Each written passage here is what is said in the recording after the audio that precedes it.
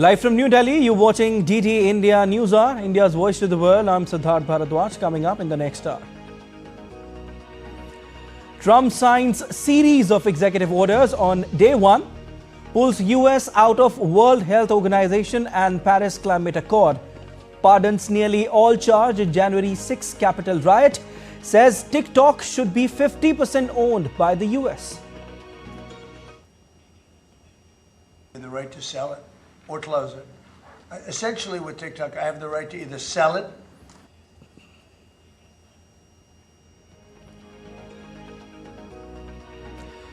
Donald Trump promises golden age for US as he takes office as 47th president, repeals over 78 executive orders signed by his predecessor Joe Biden, including those supporting racial equity and combating discrimination against gay and transgender people.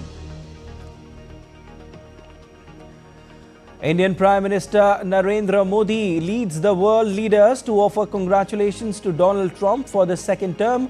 Ukraine, Russia, hope of just peace. Israel says best yet to come. Trump reiterates intent to take back Panama Canal, purchase Greenland and tariffs on neighbors. Says Denmark will come along on Greenland even as Panama refutes any concessions on the matter.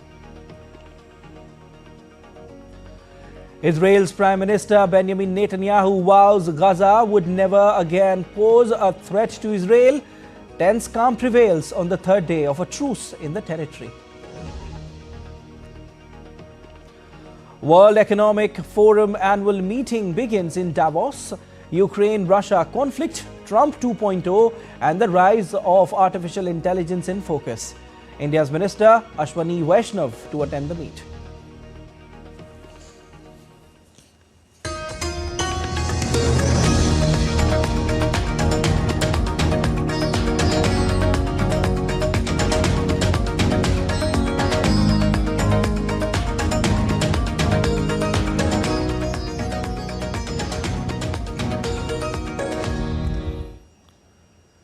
US President Donald Trump signed a number of executive orders aimed at undoing many of the policies implemented by the Biden administration. Soon after his swearing in, Trump signed an order to withdraw the United States from the Paris Climate Agreement for a second time. The US President followed this by signing a formal letter to the United Nations notifying the global body of the country's intent to leave the landmark 2015 Accord, which seeks to reduce the greenhouse gas emissions driving climate change.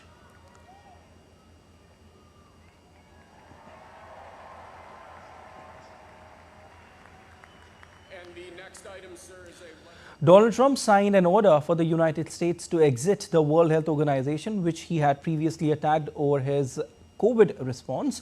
Signing the order at the White House, Trump said the United States was unfairly paying less than China into the UN body and added, World Health ripped us off. Not when you're being ripped off like we are by the World Health. World Health ripped us off. Everybody rips off the United States, and that's it. It's not going to happen anymore. Trump has pardoned about 1,500 participants in the January 6, 2021 attack on the US Capitol by his supporters trying to overturn the 2020 election. Trump said that 6 defendants would have their sentences shortened. The moves fulfill a campaign promise by Trump to aid supporters who were charged and in many cases imprisoned for crimes committed during the riot, a failed attempt to stop the congressional certification of Democrat Joe Biden's 2020 election victory. This is January 6th. These are the hostages. Approximately 1,500 for a pardon. We have about 6 commutations in there where we're doing further research. Trump also signed an executive order seeking to delay by 75 days the enforcement of a ban of popular short video app TikTok that was slated to be shuttered on January 19. Trump said US should get 50% ownership of the platform. Just gave me the right to sell it or close it. Essentially with TikTok, I have the right to either sell it or close it.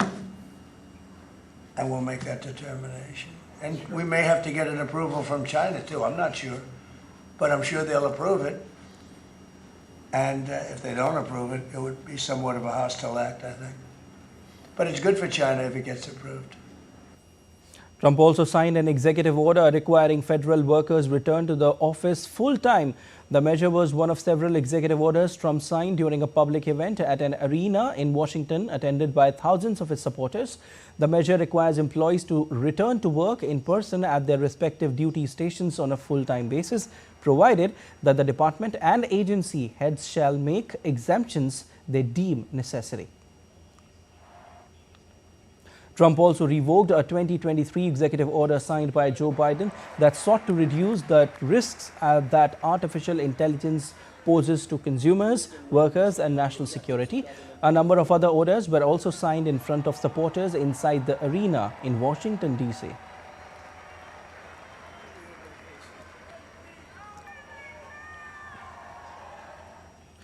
The other orders signed in front of supporters include the rescission of 78 Biden-era executive actions, a freeze on all federal hiring, excepting the military and a number of others excluded categories until full control of the government is achieved, a regulatory freeze preventing bureaucrats from issuing any more regulations, a directive to every department and agency in the federal government to address the cost of living, a directive to the federal government ordering the restoration of freedom of speech and preventing government censorship of free speech, a directive to the federal government ending the weaponization of government against the political advisories of the previous administration.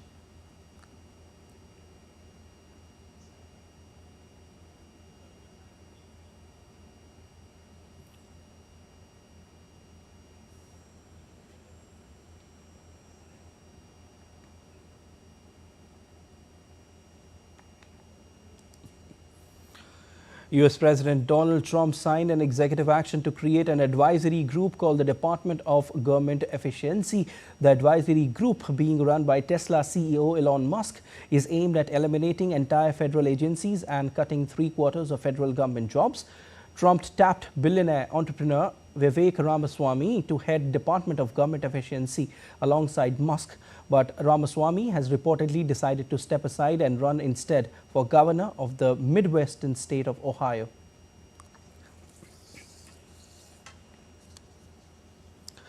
All right, and for more, we have Anil Thomas, DD India correspondent, joining us live. Hi Anil, a very good morning to you. You know, a series of executive orders were signed by Donald Trump in the first round. Tell us about that and their possible implications.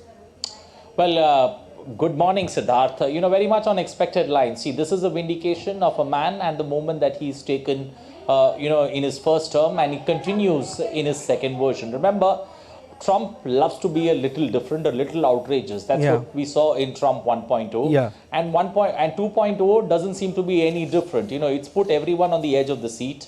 You know, many countries are looking at various options or various announcements that he's made, especially when it comes to in his or in his election campaign, especially when it comes to immigration, when it comes to other crises like trade, and also the executive orders that he's done. See, remember, he's not touched anything on tariffs. And I think that comes as a big relief to the world, you know, because he's not talked on anything with regards to tariff. He's walked a tight line when it comes to tariffs in his political speeches, 10% to 60%, but nothing much on day one of that executive orders that he signed. So the world looks at it with a piece of, a little bit of calm. That, all that walking the talk is tough for Trump, and I think that's what makes it difficult.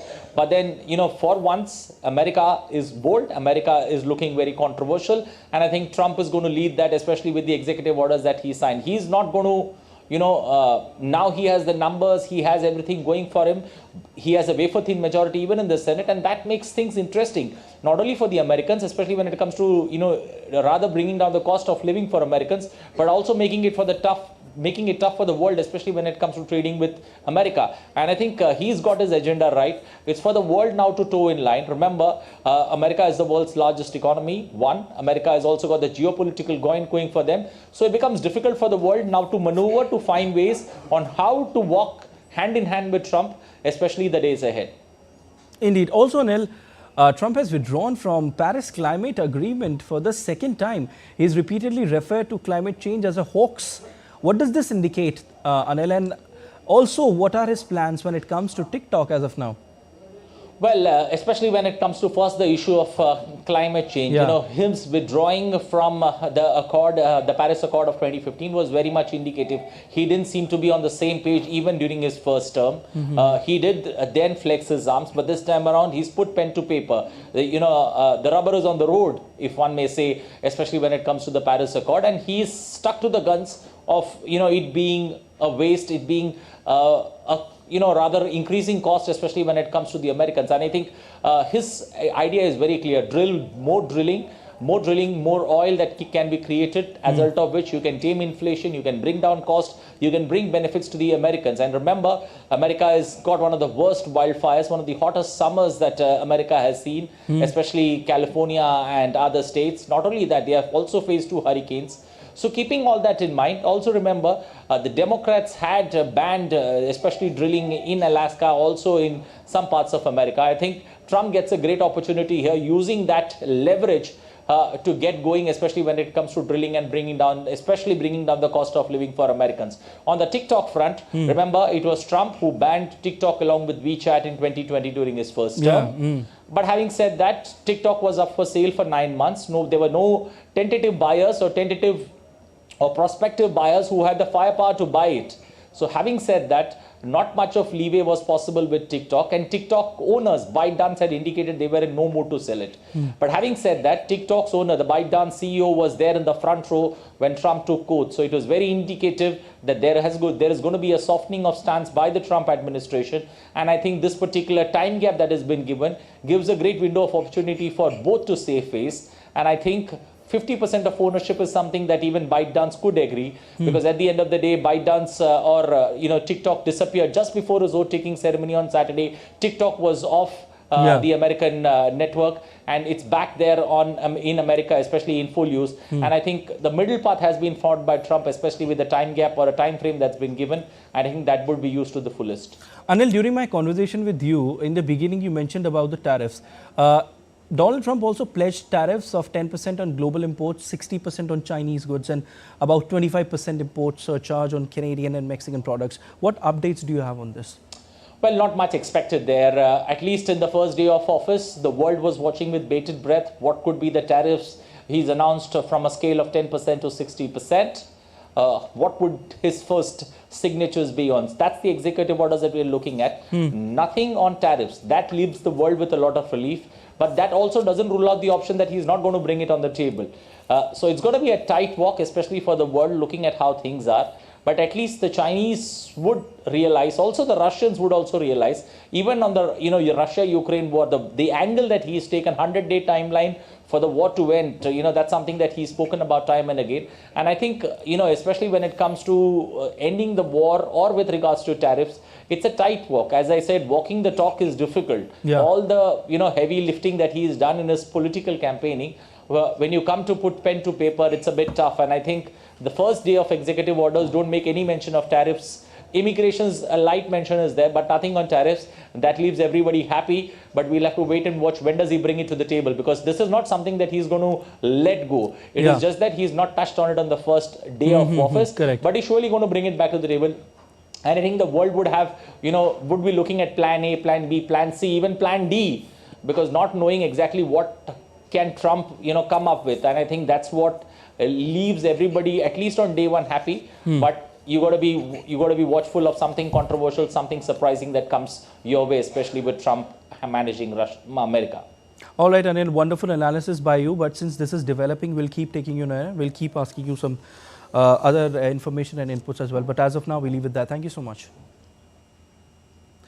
Donald Trump also revoked sanctions imposed by former Biden administration on far-right Israeli settler groups and individuals for allegedly committing violence against Palestinians in the occupied West Bank.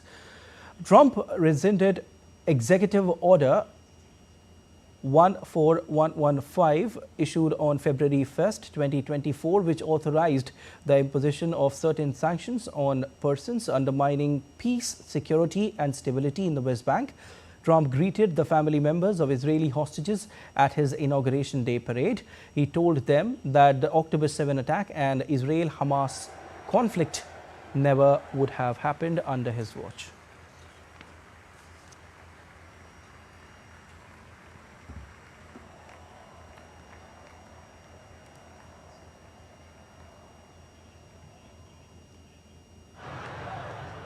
And to the former hostages with us today, welcome. Welcome home. Some of the folks are former hostages. Not a good situation. The three young ladies that came home yesterday, you saw that. More coming home every day now. They're coming home. And you're witnessing the dawn of the golden age of America. That's what it's going to be. We're bringing it back. We're going to bring it back fast. We're going to bring it back fast. Earlier, congratulating Trump, Israeli Prime Minister Benjamin Netanyahu said the best days of their alliance are yet to come. I believe that working together again, we will raise the U.S.-Israel alliance to even greater heights. I'm confident that we will complete the defeat of Iran's terror axis and usher in a new era of peace and prosperity for our region. On behalf of the people of Israel, I also want to thank you for your efforts in helping free Israeli hostages. I look forward to working with you to return the remaining hostages, to destroy Hamas's military capabilities and end its political rule in Gaza, and to ensure that Gaza never again poses a threat to Israel. I'm sure, Mr. President, that under your leadership, the best days of our alliance are yet to come. In a statement, Palestinian President Mahmoud Abbas said they are ready to work with Trump to achieve peace during his term based on a two-state solution. And also, DD India correspondent Akshay Dongre is joining us live on this. Hi Akshay, very good morning to you.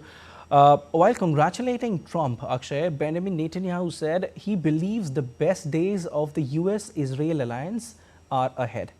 Tell us something about it. What exactly he is referring to? Well, obviously, Netanyahu realizes that he still remains in the middle of a war with not just one group, but several groups. And especially after the 15-month-long war that has taken place, Israel has created many new enemies in the region. So the statement that comes from Netanyahu is no surprise. Obviously, Israel sees the US as one of the key allies across the world, and it has been, US has been a key supporter of Israel, has been involved in several conflicts that had to do something with Israel in the Middle East or in the West Asian region. So with Netanyahu realizes that Donald Trump is going to be the president of the United States for the next 4 years, and he has to gain as much support as he can get from Donald Trump and the US administration. And given the nature and the way Donald Trump has worked, it seems natural for Netanyahu to, in fact, go gaga as far as Trump is concerned and the US-Israeli relations. But clearly, even under the Democratic government, we saw quite close coordination between the two countries. In fact, also Joe Biden was the president when the war broke out between Hamas and Israel, and we quite frankly saw a lot of US support coming in from the Democratic setup as well. So yes, it's obviously for political reasons the kind of statement Netanyahu is making, but given the staunch support that Trump has also in reverse given to Israel, may somewhat make his statement true as well, that Donald Trump is going to give even more support and help or financial aid to Israel more than his predecessors, given the kind of threat Israel is facing in the region right now. Indeed. Akshay, Netanyahu also thanked Trump for his role in pushing for a ceasefire hostage release deal in Gaza. And he is expected to visit Washington to meet Trump as early as next month. Do you have any updates on that? Well, these schedules and timelines are still being decided, Siddharth, of leaders who will be, lining up to meet Donald Trump as he becomes the president of the world's largest economy, as well as a country with the world's largest military presence all around the world. US remains a superpower. Countries and businesses will be lining up to meet Donald Trump to congratulate him. He has been the president earlier as well, and quite frankly, he seems to be in action mode even right now. So Netanyahu will try his best to garner as much support from US as possible. He had again, like his earlier statement, these statements that are coming in from Israeli side are also political in nature, quite frankly, and aimed at getting as much support from US as possible. So these statements are being made, but obviously, it's not a false statement either. In fact, because as soon as Trump was elected, All he right. had made some very, very strict statements, even including that the Middle East will have hell to pay if hostages are not returned, and that perhaps has also stoked the fear in Hamas and other military groups, other terror groups there as well, that Donald Trump is going to show no mercy as far as the conflict is All concerned, right. and it will be raised to another level altogether, and that's why perhaps the hostage deal was fast-tracked All ahead right. of a Trump inauguration. All right. Thank you so much, Akshay. We'll leave it there. Other leaders from around the world are also offering congratulations and urging good relations with the mercurial leader. Here are some of the first reactions after Trump took the oath of office for a second term. In a social media post, India's Prime Minister Narendra Modi called Trump as a dear friend and congratulated on the historic inauguration as the 47th President of the United States. PM Modi said he looked forward to working closely together once again to benefit both countries and to shape a better future for the world.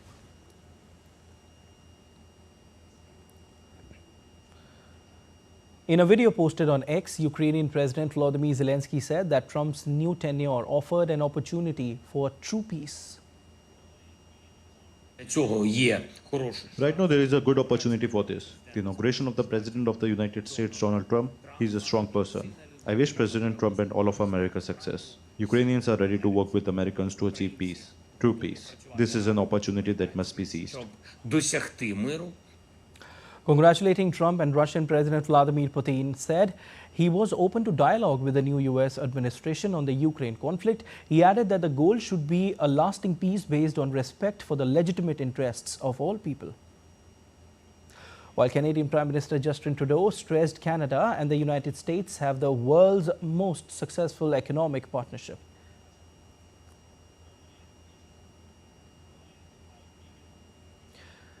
Australian Prime Minister Anthony Albanese also took on X to congratulate Trump on his inauguration.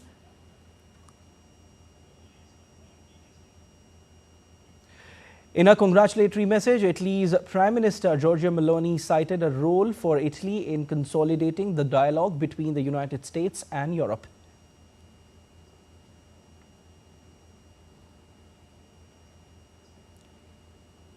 NATO chief Mark Rutte said Trump's return will turbocharge defense spending and production at the alliance. And India's External Affairs Minister Dr. S. Jaishankar attended the inauguration ceremony in Washington, D.C. and also met Vivek Ramaswamy. Jaishankar held meetings with his counterparts from Australia and Japan. In a social media post, Minister Jaishankar expressed happiness over his meeting with Japanese Foreign Minister Takeshi Iwaya. The two leaders reviewed progress in bilateral cooperation and also discussed developments related to the Quad. The ministers expressed satisfaction at the level, range and pace of exchanges between the two countries. They agreed to maintain strategic communication through frequent dialogue, including strategic dialogue and the 2+2 dialogue of foreign and defense ministers. In this context, EAM extended an invitation to Foreign Minister Iwaya to visit India. In another post, Dr. Jaishankar said he enjoyed his discussion on the state of world with Australian counterpart Penny Wong. Quad grouping comprises India, Australia, Japan and the United States. In wide-ranging Oval Office interview, US President Donald Trump spoke about his future plans on foreign policy. Talking to media, Trump said his foreign policy is going to be very simple, and that is to keep America safe. Foreign policy is a big statement. I mean, my priority on foreign policy, it's going to be to keep America safe. Very simple. Trump, who is only the second president to win a second non-consecutive term in office, also said that all countries take advantage of the US, something he will seek to rectify during his second and last term. We don't make any good deals in the U.S. It's amazing in a way that we exist. We don't make good deals. We don't have any good deals. We have a deficit with almost, not all, there are a couple, I won't tell you their names because I don't want them to find out about it because they'll feel stupid. But there are a couple of countries that actually don't make money with us. But I don't want to let you know because they'll immediately change that. But we're gonna do. I tell you what, our country has an amazing economic future. I really believe that. We're going to be taking a lot. We're going to make a lot of money from energy. We have more than anybody else. We're going to make a lot of money from energy. We're going to make a lot of money from tariffs. The US could impose tariffs of 25% on Mexican and Canadian imports from February 1st, Donald Trump said as he signed a raft of executive orders just hours after his presidential inauguration. Well, we're thinking in terms of 25% on Mexico and Canada because they're allowing vast numbers of people. Canada's a very bad abuser also. Vast numbers of people to come in and fentanyl to come in. Donald Trump promptly reversed Joe Biden's decision to remove Cuba from a blacklist of state sponsors of terrorism announced days earlier as part of deal to free prisoners. The White House, in a statement hours after the inauguration, said that Trump rescinded decision on Cuba. This reversal came shortly after a prisoner exchange agreement had led to Cuba's removal from the list.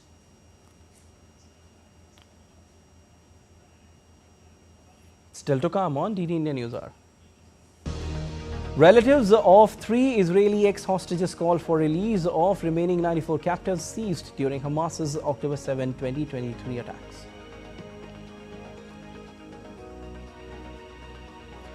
Bangladesh Foreign Affairs Advisor Mohammad Tawheed Hossain embarks on 5-day state visit to China.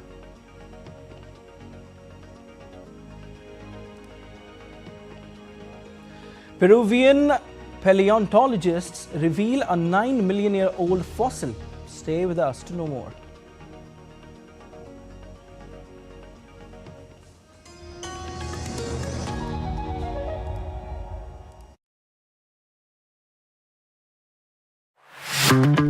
Goa, a food paradise, both steeped in historical culinary tradition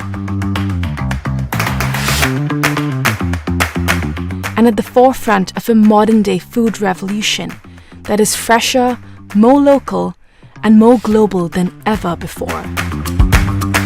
I'm embarking on a journey across the state to explore the very best of food here. This is honestly my favorite way to eat an egg. Break bread with some of Goa's most loved chefs and understand what food really means to communities here.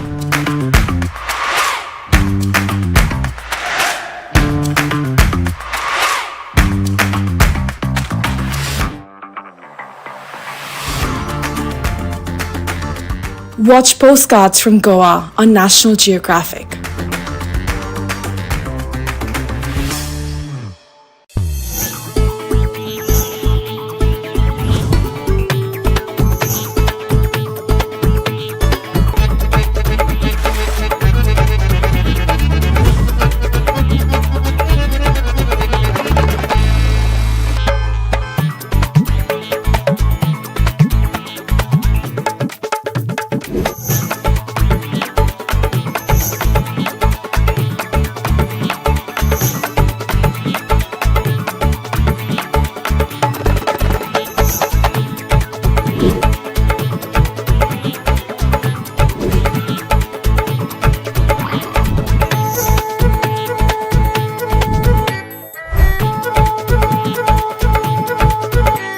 Welcome to Jaipur.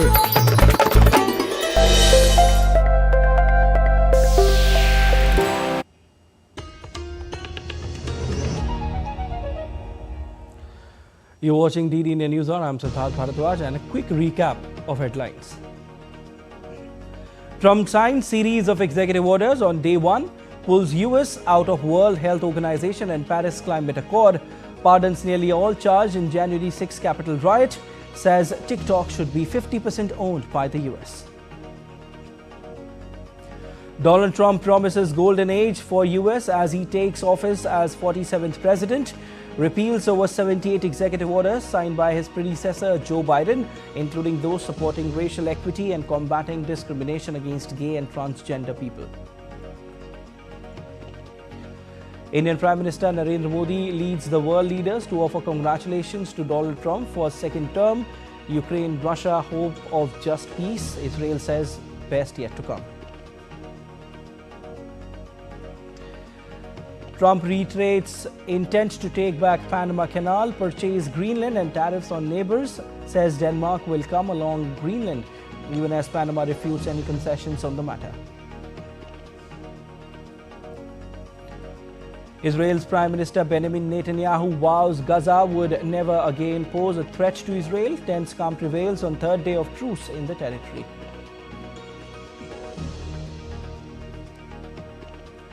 World Economic Forum annual meeting begins in Davos. Ukraine-Russia conflict, Trump 2.0 and the rise of artificial intelligence in focus. India's Minister Ashwani Vaishnav to attend the meet.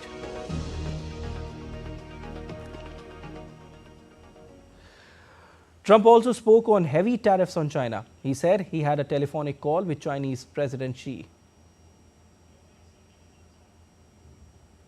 Well, as you know, I put on large tariffs on China, and they've really been forced to leave them.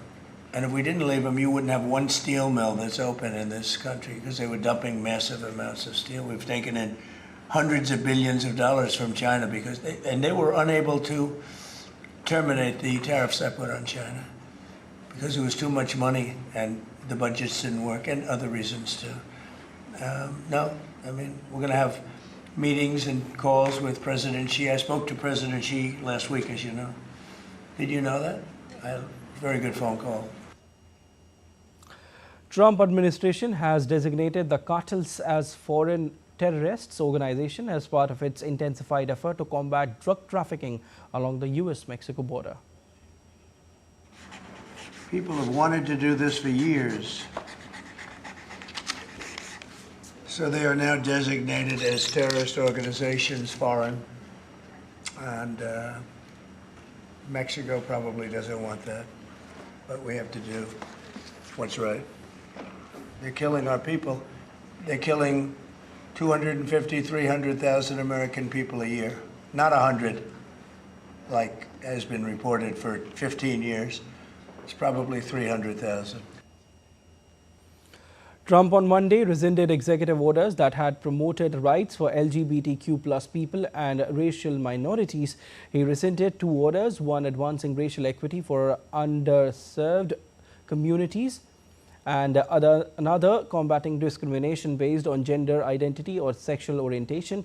Trump repealed other orders aimed at helping Black, Hispanic, Native American and Asian Americans and Pacific Islanders.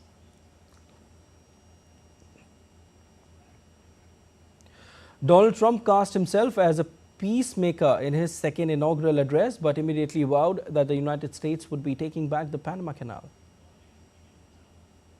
And a very big thing is the Panama Canal. China controls the Panama Canal. What's that all about? They're not supposed to be good. When Jimmy Carter gave it, which was a terrible mistake, he didn't do it. He didn't give it to China. He gave it to Panama. And China controls the Panama Canal. And we're not going to allow that to happen. Panama on Monday rejected President Donald Trump's pledge that the United States would be taking back the Panama Canal, saying the key interoceanic waterway would remain under its control. The President Jose Raul Mulino, in a statement on social media, said that he comprehensively rejects the words of President Donald Trump, dismissing Trump's claim that China is operating the canal. Panamanian president said the canal is and will remain Panama's.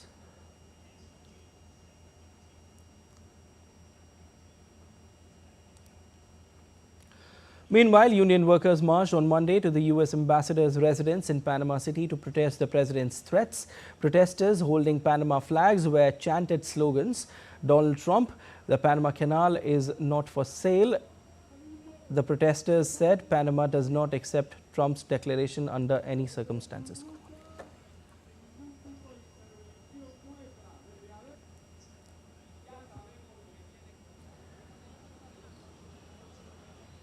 Update from West Asia now. As Gaza ceasefire deal enters into third day, Israeli Prime Minister Benjamin Netanyahu vowed that Gaza would never again pose a threat to Israel.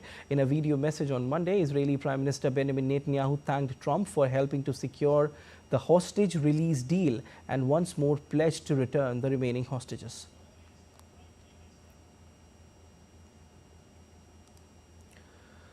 Earlier, 3 Israeli hostages, all women, were reunited with their families after Hamas fighters handed them over on Sunday, followed by overnight release of 90 Palestinian prisoners. The first phase of truce would last 6 weeks, during which the parties would negotiate a permanent ceasefire, which has not been agreed yet. Together again, we will raise the U.S.-Israel alliance to even greater heights. I look forward to working with you to return the remaining hostages, to destroy Hamas's military capabilities and end its political rule in Gaza, and to ensure that Gaza never again poses a threat to Israel. Meanwhile, the relatives of 3 Israeli ex-hostages called for the release of remaining 94 captives seized during Hamas's October 7, 2023 attack. Please keep on fighting for the remaining 94 hostages who need to come home. There are too many other families who are waiting to hug their loved ones or bring them back for a proper burial. As I've been saying over the past number of months, the hostages in Gaza must have access to humanitarian aid while they are waiting to be released. 8 trucks have started to enter into Gaza hours after the start of the truce. Addressing UN Security Council on Monday, UN Chief Antonio Guterres said that 638 trucks have arrived in Gaza, with 300 of them headed to the north of the territory. While many challenges lie ahead, we should appreciate the long overdue relief this moment provides for Palestinians in Gaza and the hostages reunited with their loved ones. We are doing our part to ensure the rapid scaling up of humanitarian deliveries. More than 630 trucks with humanitarian aid entered Gaza yesterday, at least 300 of them to the north. The U.S. Senate has unanimously confirmed Donald Trump's nominee, former Senator Marco Rubio, to serve as Secretary of State. Rubio is the first person of Hispanic origin to assume the position of top U.S. diplomat and Trump's first cabinet nominee to be confirmed by the Republican-led Senate. Rubio was confirmed 99-0, with several senators from the rival Democratic Party describing Rubio as a friend. One Senate seat was made vacant by inauguration of Vice President J.D. Vance. Senator and the Republican chairman of committee agreed to fast-track Rubio's nomination, which was cleared by a panel barely an hour before heading to the floor. Bangladesh Foreign Affairs Advisor Mohammad Tawheed Hussain has embarked on a 5-day state visit to China to strengthen Dhaka-Beijing relations. The advisor will hold bilateral talks with his Chinese counterpart in Beijing on Tuesday and meet with Chinese Communist Party leaders, deliver speeches at prominent institutes, and engage with business representatives in Shanghai to attract investments. As Bangladesh and China mark 50 years of diplomatic ties, the visit aims to bolster economic cooperation, expand trade, and address pressing regional issues, including the Myanmar situation. Let's take a look at other stories making news around the world. Severe wildfires wreak havoc in El Sace, Chile. The devastating wildfires have claimed the lives of 3 firefighters and injured 9 others. The fire has already ravaged over 400 hectares, prompting a red alert and the evacuation of local residents. Rough terrain and steep slopes added to the tragedy, trapping the firefighters amidst the flames.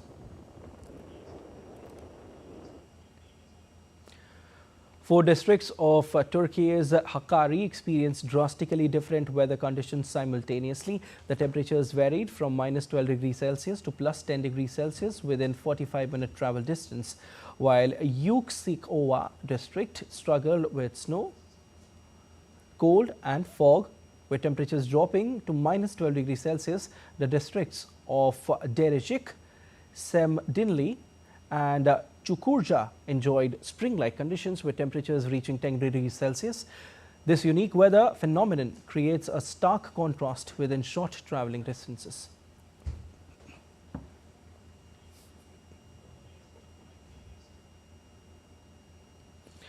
Peruvian paleontologists have revealed a 9 million-year-old fossil belonging to an ancestor of a great white shark, the nearly complete Cosmopolitodus hastalis. Fossil was found some 235 kilometers south of Lima in Peru's Pisco Basin, a hot desert area. Researchers presented the ancient shark's remains in several glass urns, including one containing a giant sharp-toothed jaw. Paleontologist Mario Urbina added at the presentation that remains of numerous sardines were found inside the fossil's stomach. Urbina noted that as Anchovius did not yet exist when the shark roamed the open seas and oceans, sardines formed a staple diet for marine predators. And still to come on DD India News Hour. As the fervour of Mahakumbh 2025 continues, we will bring you latest from there. In a mouth-watering contest, Novak Djokovic to face Carlos Alcaraz in the Australian Open quarterfinals. PV Sindhu, Lakshya Sen to spearhead India's challenge at Indonesia Masters Badminton Tournament.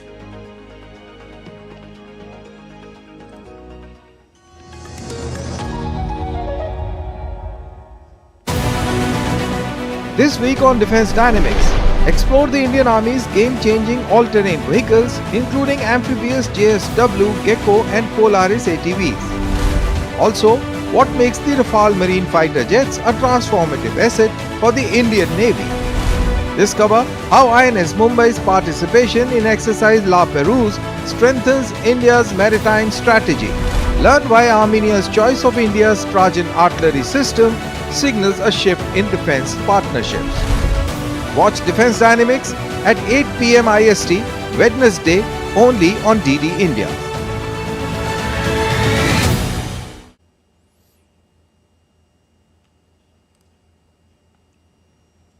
You're watching DD India News Hour. I'm Siddharth Bharadwaj.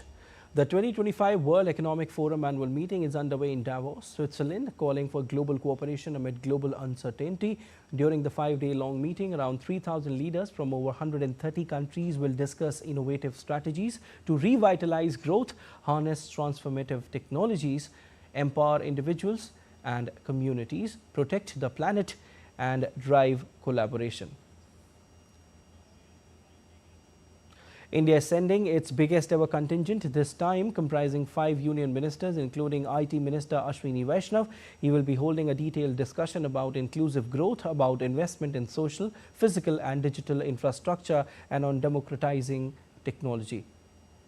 His visit highlights India's commitment to driving inclusive growth and transformative development as envisioned by India's Prime Minister Narendra Modi.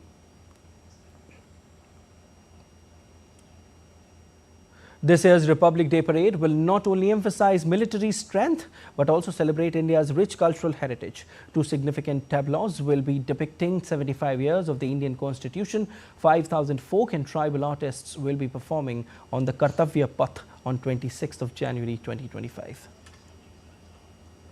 Of 77,000, of which 32,000 are ticket holders, the rest are invitees, including 10,000 special invitees. From the military character, we wanted to become increasingly a broader societal, cultural program. So you'll find that we did some 1,500 odd dance performers were there last time, and there was a feedback from the public that most of it was concentrated around the presidential dais, and the rest of the viewing galleries did not get enough of a view.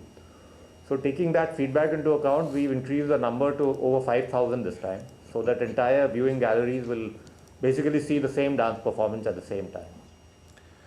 And now news from Mahakumbh, the largest religious congregation in the world.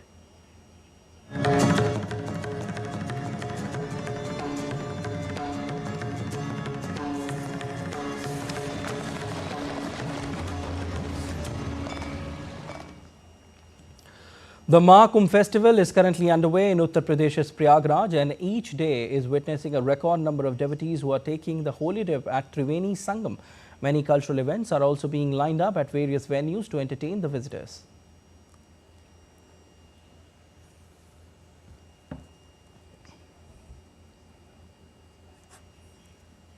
And DD India's Deepika joins us from Prayagraj with more details. Hi Deepika, a very good morning to you. Where exactly are you? I think the weather has improved there. The sun is shining and people have smiles on their faces. What are you getting for us? Good morning, Siddharth. We are right now inside the tent city under the Mela premises and the festival premises. And yes, it's a very bright sunny day. The cold is giving some relief to all the devotees who are continuously coming in. Today is day 9 of the Mahakumbh festival, and the devotees are continuously pouring in crores. Till now, if you talk about the data, around 8.9 crore people have taken the holy dip. And interestingly, Siddharth, the big industrialist Gautam Adani is scheduled to arrive in a very short while from now. He would be taking the holy snan, the holy dip here, and apart from that he would be visiting the mega ISKCON camp and the kitchen, and he would be serving to people as well, to all the devotees here as well. And apart from that, many other big VIPs, VVIPs are expected to come throughout the day and throughout the this 45 days span period of Mahakumbh. I would now request quickly to my camera person to pan around and show you the visuals of this tent city, how the gurus have been allotted the ashrams here, how the gurus have been allotted the camps here, and this temporary setup looks very beautiful for all the devotees and looks very attractive. And apart from that, daily puja, daily arrangements have been made so that aartis and everything can take place for the devotees. And apart from that, there are also availability of free food for all the devotees here. You can see that all the devotees are coming here in large number to, take the snan, to take the holy dip here. And apart from that, this Mahakumbh also gives an opportunity to all the people who are really looking forward to have some sort of employment opportunity. There you can see that many small shops have also been placed here, so that devotees can also have the benefit of, buying something, and the sellers can also Deepika, very interestingly, the use of UPI is incredible there. From this very festival. We've seen many reports on that also, Siddharth, that how UPI technology is rather playing the key role here. From UPI to air ambulances to everything that has been technologically enabled. And not only UPI, when we talk about technology, health is also being focused as a major factor here, because many technologically driven machines have been kept here to treat the patients here who are coming in the form of devotees. And if they are having any sort of ailment, if they are having any sort of problem, they can visit those OPDs, and those OPDs are equipped with highly qualified machines which have been kept here. So technology is playing a major role here, straight from the water surfaces to air to land. Everything is technologically driven here. Definitely. Deepika, since you mentioned that many VIP and VVIPs are expected to come and take holy dip in Triveni Sangam, what are the security arrangements? If you can just tell us something about that. When we talk about the security arrangements, everything is AI enabled, from, navigating the area through the help of the AI chatbot, the Mahakumbh chatbot, to all the surveillance which have been kept here. There is a multi-layer security arrangement which have been put in place across Mahakumbh, not only in the tent city, but also near all the ghats which we can see. And apart from that, on the roads which are connecting from the airport or from the helipads to the Mahakumbh district, which is the 76th district of Uttar Pradesh, everything is being laser focused and is being monitored by all the officials here, by all the security personnel here, which is being directly monitored by the Lucknow force as well, the Lucknow UP police force as well. And apart from that, there is a continuous 24/7 monitoring by the CM's office of all the security arrangements here as well, Siddharth. Definitely, Deepika. We can see some people behind you. They are looking at the camera. They are very excited. You know, all the devotees and pilgrims who are coming here to take holy dip in Triveni Sangam. But thank you so much. We leave it there as of now, Deepika. Thank you. Did you know that taking a holy dip in Triveni Sangam at Mahakumbh can not only purify your body, but bring utmost peace to your soul as well? Well, the devotees from different countries are experiencing similar energy and delighted to be a part of Mahakumbh 2025. Deepika Mehto has more. Mahakumbh 2025 is witnessing the largest congregation of devotees in Prayagraj who are coming here from across the globe. The purpose of the visitors is to perform meditation and take the holy dip in Triveni Sangam, which is the confluence of rivers Ganga, Yamuna and the mythical Saraswati. The festival of Mahakumbh is also an example of unity in diversity. The foreign devotees every day take the holy dip, perform holy rituals, chant Hari Nam or God's name and enjoy the festival of faith and devotion. Various devotees from Russia believe that taking the holy dip for 30 minutes can eradicate all their diseases. After take bath, I feel very, very well. So much energy become from the water. The water is very important for the human body. My wife, usually she take around 30 minutes. She sit and stay 30 minutes on water because this is very good for health.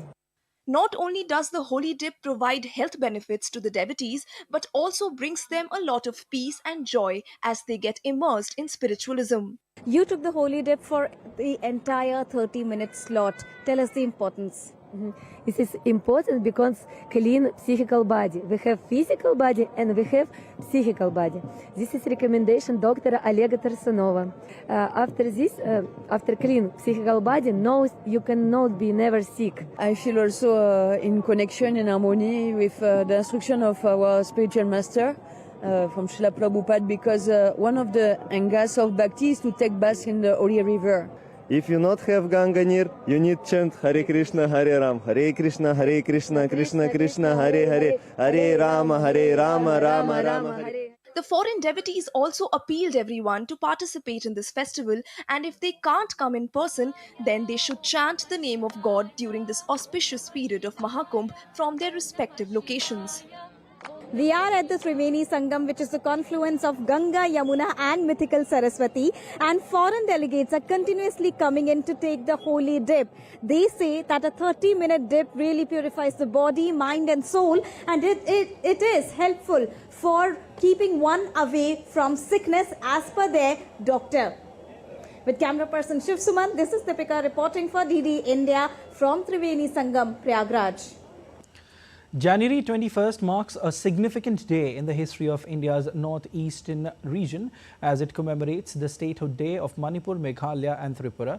India's President Draupadi Murmu extended greetings to the residents of Meghalaya, Tripura and Manipur on their statehood day.